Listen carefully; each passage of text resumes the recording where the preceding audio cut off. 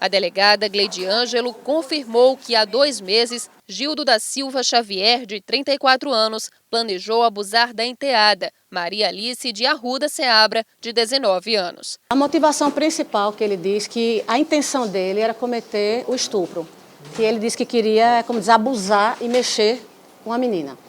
Ele disse que começou a ter esses desejos a partir de 16 anos, quando ela tinha cerca de 3 anos atrás, quando ela ficava em casa de camisola, o corpo reformou e começou a chamar a atenção dele.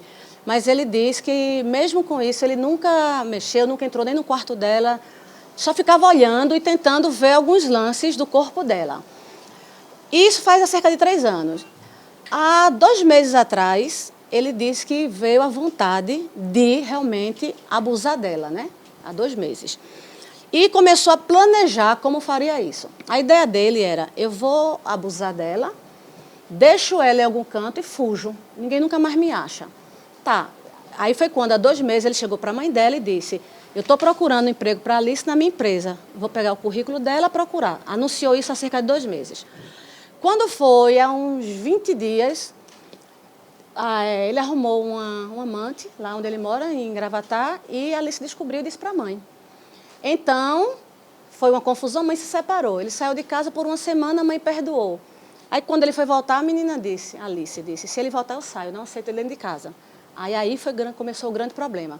Quando ele voltou, ela pegou as coisas dela, ele se acordou de manhã, ela estava com as coisas prontas para ir embora. E ele começou a chorar para ela não ir, ela disse, eu vou. Ela não disse nem para onde ia. Ele depois descobriram que ela estava na casa da tia.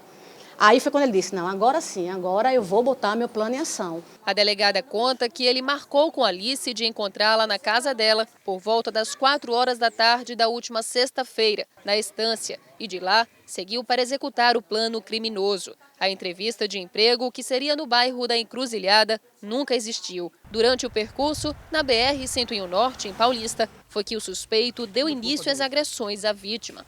Pegou a BR, porque ele dizia que era pela Avenida Norte, que esse local era na Encruzilhada. Quando chega, ele disse, perto daquele sítio do Pica-Pau, ali perto de Paratibe, ele para o carro no acostamento e puxou o assunto da tatuagem. Por que você fez essa tatuagem? Aí foi quando ela disse, eu fiz porque eu quis. A vida é minha, eu sou maior de idade, e qual o problema? Ele disse que nesse momento, por quê? O que é que ele estava esperando? Ele estava esperando, ele queria que ela ficasse desacordada para ele abusar. E por conta disso, ele já tinha trazido um remédio, um Rivotril, um Rupinol, para, que ele disse, dar o boa noite Cinderela.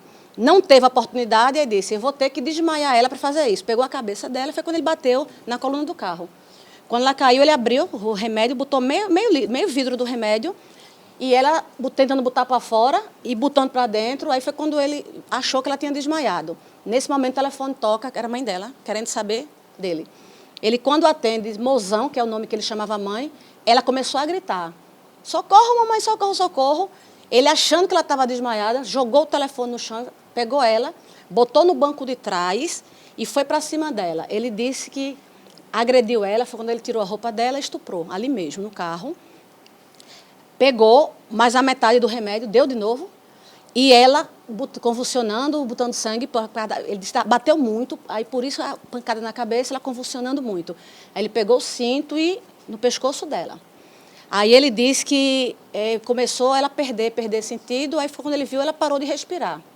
Aí foi quando ele disse, eu tenho que me livrar desse corpo. Depois de abandonar o corpo de Alice no engenho Burro Velho, em Itapsuma, Gildo dirigiu por cerca de 10 minutos, mas decidiu voltar ao local para checar se a menina estava mesmo sem vida. Depois de se certificar, ele seguiu para a cidade de Aracati, no Ceará, onde permaneceu por 2 dias. Só então percebeu a repercussão que o caso havia tomado. Depois de 2 dias, foi quando ele foi abrir o Facebook dele.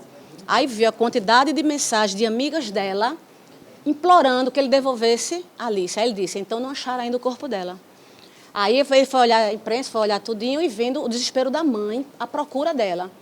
Eu mandei mensagens também para ele, pedindo que ele me entregasse ela. Foi quando ele mandou mensagem para mim, me dizendo onde estava o corpo. O corpo de Maria Alice foi encontrado na tarde desta quarta-feira em Itapsuma, já em estado de decomposição. Ela estava vestida com roupas do suspeito, com o rosto coberto por uma camisa e sem a mão esquerda, justamente onde ela havia feito uma tatuagem em hebraico com o nome do pai já falecido. Ele diz que vai morrer dizendo, eu não fiz isso. Ele disse, o pior contei. Contei que estuprei, contei que matei. contaria se eu tivesse feito isso. Não fui eu. Eu não fiz isso. O que foi então? Ele disse que acha que pode ser algum animal. Segundo o perito Fernando Benevides, ainda é preciso aguardar alguns exames, entre eles o toxicológico, sexológico e a perícia no carro usado por Gildo durante o crime. Ele revela que é possível que o padrasto não tenha agido sozinho e também que ele pode ter tentado desfigurar o rosto da jovem para que ela não fosse reconhecida. O exame pericial ele é feito para a gente conseguir entender a dinâmica, se houve participação de terceiros, se ele estava só, se houve, no caso, as lesões que ele falou que fez na vítima, se houve mais ainda. E a gente pode, no caso, inclusive, nessa condição, dar subsídio para aumentar a pena. Porque o exame pericial ele é essencial para que a gente possa interpretar a dinâmica e, com isso, chegar devidamente à materialização dos fatos.